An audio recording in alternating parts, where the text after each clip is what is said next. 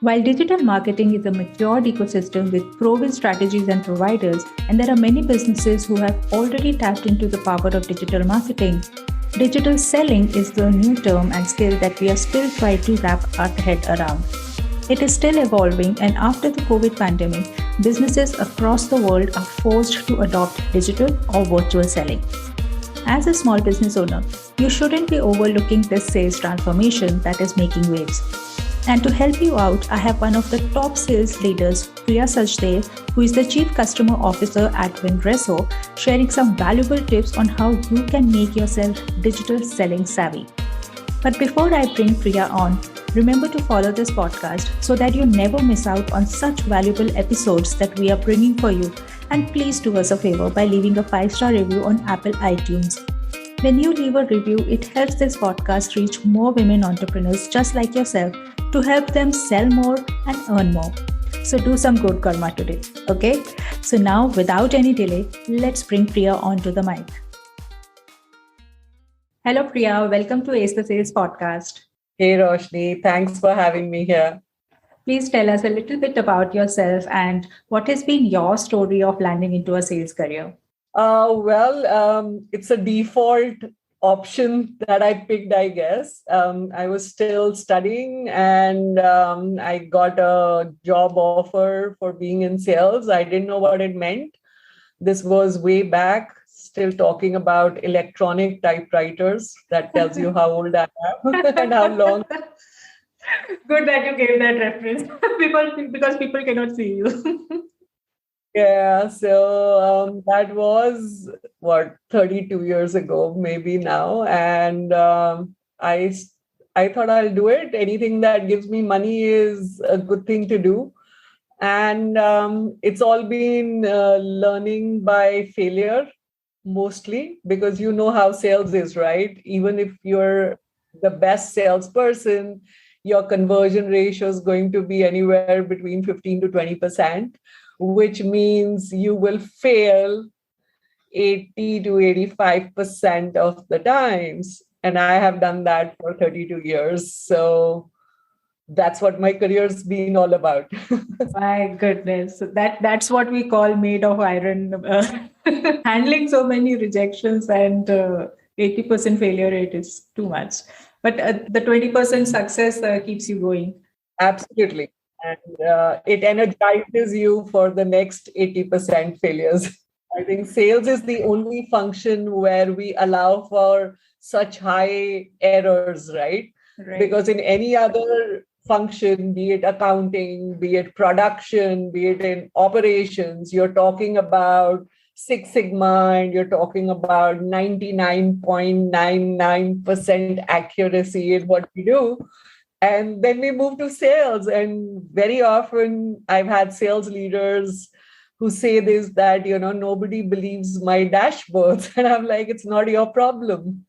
It's just the way sales is, right? Because a lot of it is crystal ball gazing and, you'd create forecast at the beginning of the year. And in the world that we are in today, you have one new Omicron case come up and you're tossed. So those are realities we've learned to live with. Yeah, exactly. Interesting. Thanks for giving such a crystal clear picture on what sales actually is. So anyone entering into it, please be worried. So Priya, today I am here discussing with you a very interesting topic, which actually the world is moving towards, considering again, which you mentioned earlier, the COVID scenario. So today, digital selling is more important than ever. But before we deep dive into it, please give us a little bit understanding about what it actually is for those who are like living under the rock still. Please tell us what is digital selling, its nuances, and how is it different from traditional ways of selling? Yeah. And so this is the thing that I don't think COVID has pushed us to digital selling. We were already doing digital selling, right? So for many, many years, we've been using digital as one form of communication. It was not the only form of communication, but it has been one form of communication. Anybody who's been selling beyond their region and territory from a geography perspective or anybody who's been working across time zones know that they've already been using some of these tools more than ever before, right? And just that COVID gave it a very strong tailwind. It gave you no option. So earlier, if either, even making a phone call is digital selling. You're using a platform to connect with people. We were already using Google Meet. We were already using Teams. So the platforms were already there.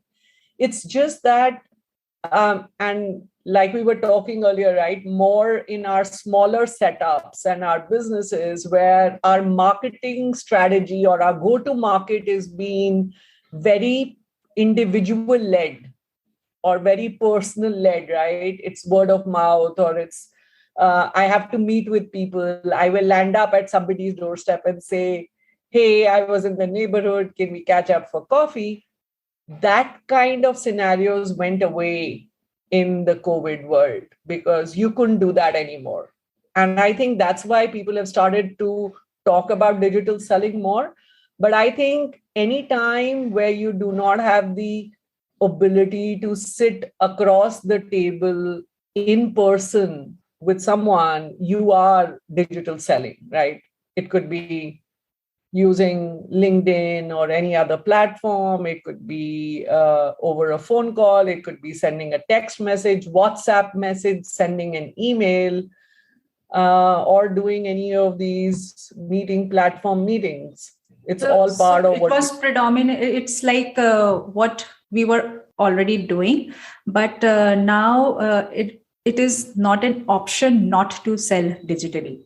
Absolutely. But this is, again, like you mentioned earlier, it's a mindset thing. For initially, honestly telling, initially for myself also, I thought that I am very good talking to people in person because the verbal cues, non-verbal cues, body language and everything, I'm able to convince people when I'm right in front of them. And it will be so hard for me to like talk to them through a virtual interface. Okay, normal conversation is fine, but sales conversation, it will be difficult. So that's a mindset, not only me, many people have. And that's why I feel there are predominantly three aspects to this entire conversation of digital selling. One is to make yourself comfortable with this new environment in a sales situation. So you're not talking to people only just for a friendly chat, but it's a sales conversation. Secondly, how your buyer or the potential client is comfortable in this new setup. And thirdly, developing that trust factor. So what are your best practices for this scenario and what are your tips in this area? Yeah. So I think let's take all of them, one by one. I think the first thing you have to start with is the self, right? I know a lot of people who are scared of being on video, right? So I think there it's a mindset thing. And I say this to all the sellers I work with to say, but you go for sales meeting, right? People see you, you dress up, you show up. We've done that for years. If you've been in sales, forget sales. If you've been in any customer interface role, you have been already doing this. Video is no different. You just have to dress up and show up. It's the same thing. But people feel, and I think it comes from the legacy of these platforms, right? You would see a perfectly set up Bollywood movie on a screen, right? So you think that I have to look glamorous or I have to be as perfect as that hero or heroine in a movie because I'm used to seeing those on a screen. But being human itself is a good thing, right? Being authentic, being human. And it's okay if my hair is not looking as pretty as I would want it to today. But, even when I went for client meetings, it was the same thing. Some days I wasn't as well dressed up as I would have liked it to be. Some days my hair was dirty. Some days my cold got the better of me and I was blowing my nose sitting across from people, and all of that would happen. And now bring that all to the virtual environment. It's the same thing. It's really exactly the same thing. So I think the first thing we have to kind of get this in our heads that this is no different. You are still meeting with people. Put your camera on. I say this to people all the while. Put your camera on, because if you put it on, it puts pressure on your prospect or your customer or your buyer to put the camera on, right? Because if they can see you, they feel like I owe it to you that you should be able to see me as well, right? So I think the first thing is that getting that out of our mind, that you don't have to look perfect. I know it's a digital screen, but this is not a Bollywood movie running. We are real people. This is our reality. The dog's going to bark, the bell's going to ring, the kids are going to cry. That's our environment we're living in, and we'd apologize when it happens rather than hiding behind it, because we're not comfortable with it. So I think that's the first thing. The second thing is about, prospects may not be comfortable because you don't announce it to them in terms of how you're going to engage with them. So the thing is, now imagine if you're in a room with someone and that person is not looking at you, do you put your hand out and shove it in their face to shake hands? No, you don't. You call them out, right? I would say, hey, Roshni, and then you'd turn around, look at me, and then I would greet you, right? The same thing in digital, right?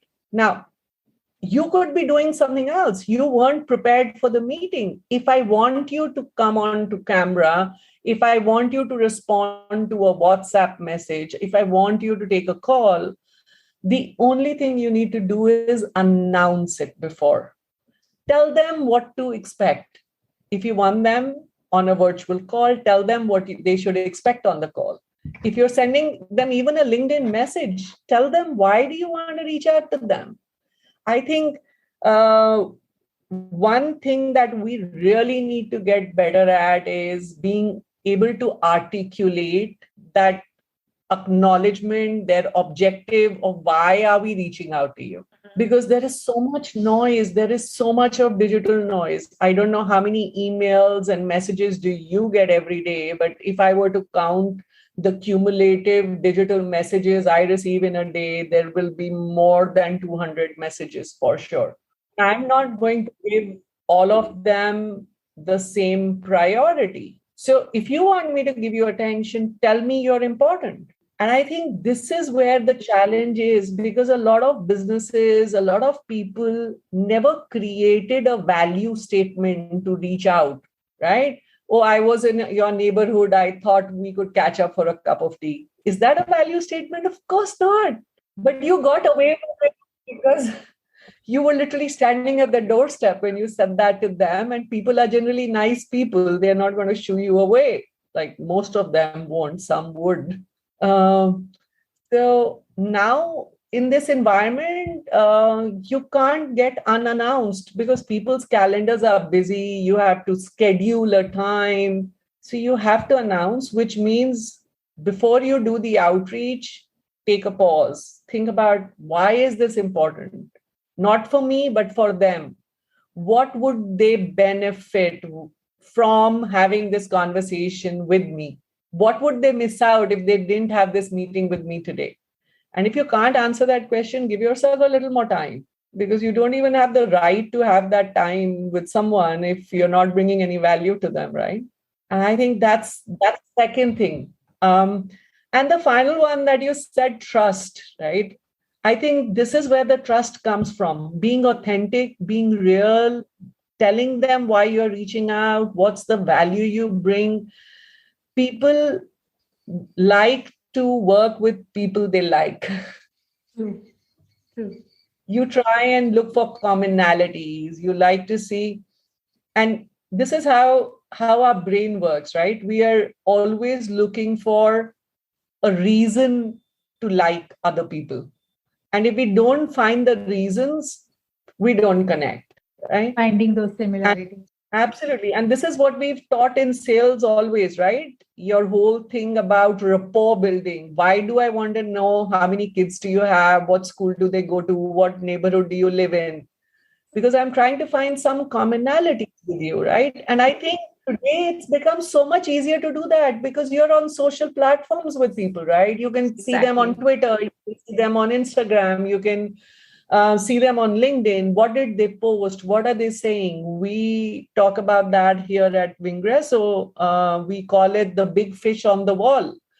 We're saying, how do you find that, usually you meet people, you have that big painting or something they have behind them, and you use that to create a conversation. And I think in the digital world, you're doing that even more importantly to establish trust and credibility. What school did you go to? What course have you done? Who are the common connections you and I may have?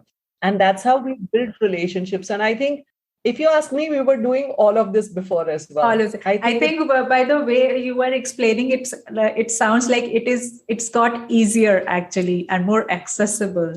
Absolutely. Absolutely. I just think, and I told you how long ago I started selling. You first build rapport with the security guard so that he would let us in, then with the receptionist.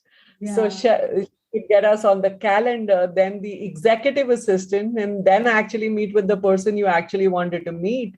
There were at least 4 to 5 layers you'd go through before you actually even had a conversation. Today, at the click of a button, I can speak to you on LinkedIn, right? That's how we've been connected for a while.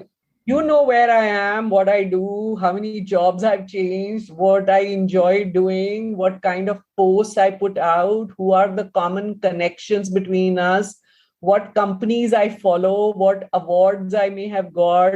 You know everything. Absolutely. Just by connected on LinkedIn. And how would you know this before? Absolutely. So I think it's easy. Selling is made easier now. Now that it's transformed to the digital space. Awesome. Absolutely. So Priya, can you tell a little more about how to make it still easier? Because we love life, which is convenient and easy, and we spoil for that. So can you tell some of your favorite tech or tools that you use to enable this digital selling? What are your recommendations? So, I always say this: a fool with a tool is still a fool. Okay. So it's never about the tool. It's about how well do you educate yourself or, perfect the usage of the tool. So even if you take the example of LinkedIn, right? Everybody is talking about LinkedIn today. We are all on LinkedIn. We are connected. I think it's a brilliant tool, right? But I can still tell you globally, we work with so many corporates and people use only 20 to 30% of what the LinkedIn platform provides to you from a sales opportunity perspective. There is so much there. So I think first thing is find out what works for you. And every business, this may be different. There will be some businesses who may say, oh, I don't have my prospect on LinkedIn. Fair. Where are they then? Ask yourself that question. Where are they? Because they will be somewhere.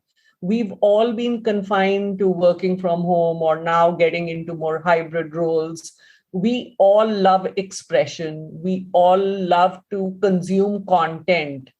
These are two things that have become our reality, right? We are saying everybody is mobile connected, video hungry, socially engaged. So where are they? What are they doing? And if wherever they are, if they are not on LinkedIn, then they have to be somewhere. They'd be on Facebook, they'd be on Instagram, they'll be somewhere. Find out where they are and connect with them there then. But I think there are so many tools available from a sales technology stack today, from tools like Seamless AI, which gives you contact information of everybody. You can find out email IDs, you can find out phone numbers, and you can just reach out to them. Or LinkedIn from engaging socially, Twitter, following people, getting into conversations with them. And then there are so many other tools which today integrate with platforms like LinkedIn, like LinkedHub or Crystal Knows, where they can scan the profile of the person and even tell you what are the kind of messages you can use for outreach, right? Awesome. That's So way smart. yeah. So I think I urge businesses to first think about their go-to-market strategy. Think about your customer's buying journey. Then think about where will you find this customer? At what points in your customer's buying journey are you going to engage with them? And where are they available at that point in time? Are they more attending events? Are they more consuming white papers? Do they like to do surveys? Do they like to consume video content? It can't be the other way around. I can't be using YouTube when my customer doesn't consume video content, right?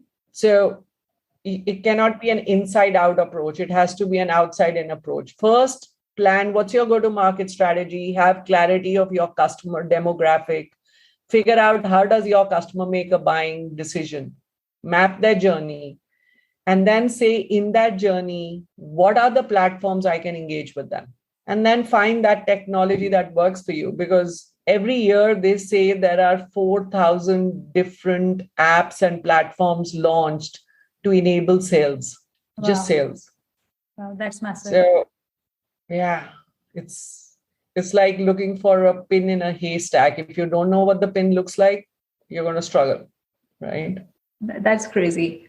This brings me to one another point that we were discussing earlier, also, Priya. That yes, these so many tools are available, but putting a lens of a small business owner, they are still worried of investing a lot in these tech tools or enabling and equipping their business with tech integration. So, what are your thoughts on it, and what is your advice to them?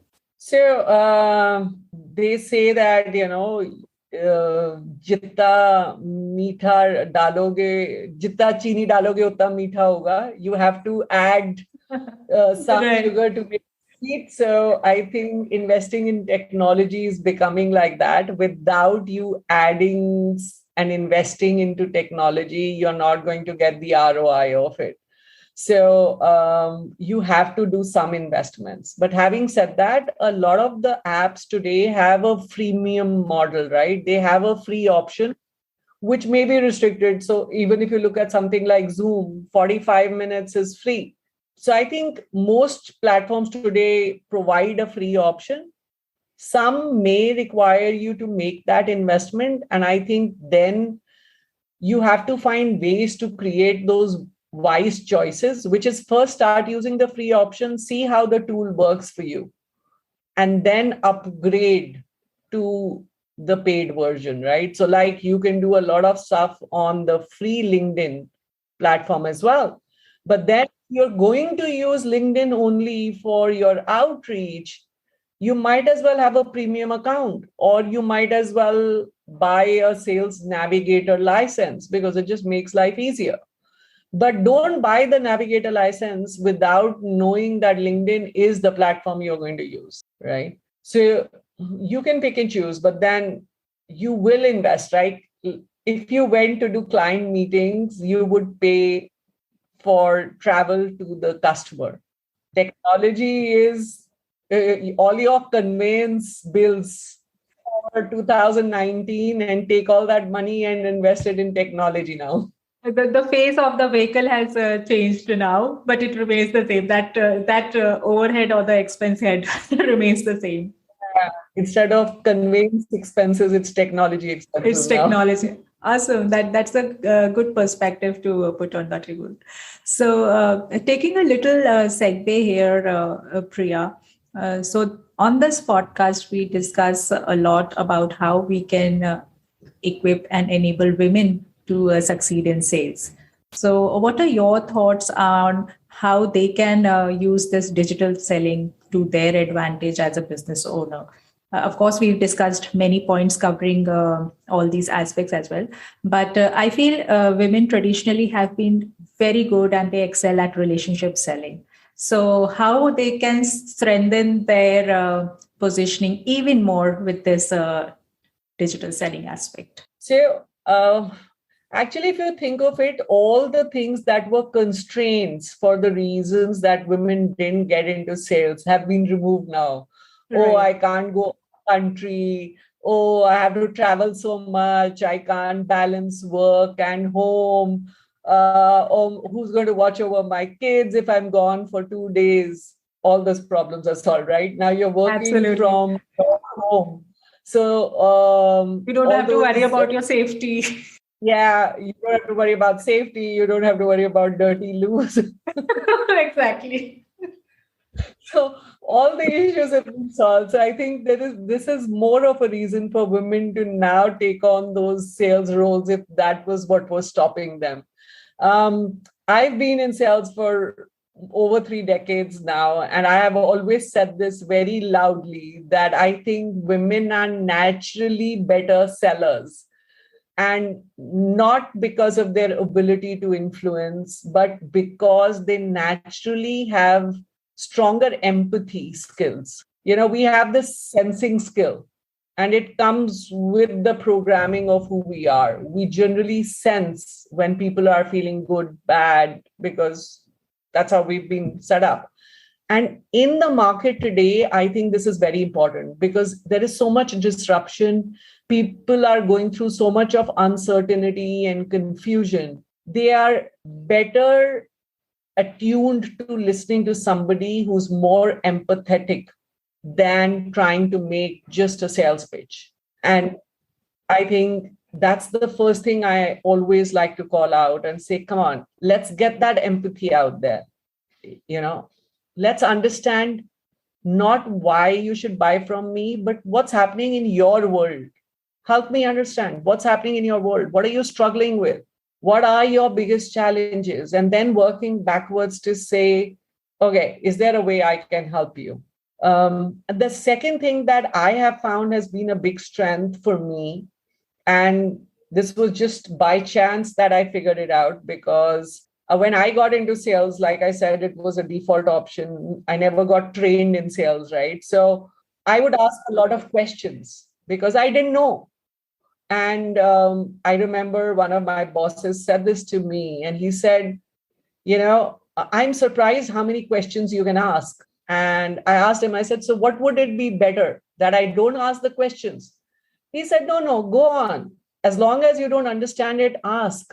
And I realized it became my power that because I would ask questions, I would know more, I would understand better, which means I could give a better solution to the client than anybody else who would go in from I know it all pedestal, right? And I think it came to me because a lot of people in any case are better at explaining things to women because they don't credit you with the wisdom of knowing it.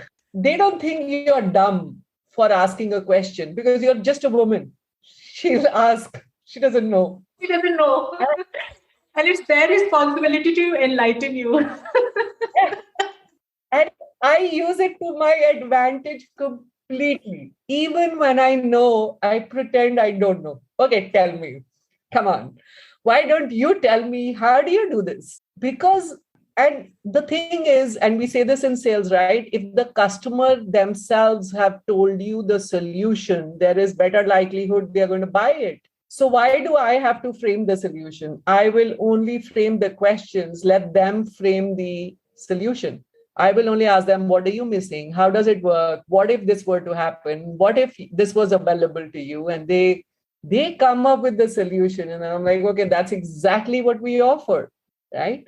And so I think the other thing is that power of questioning.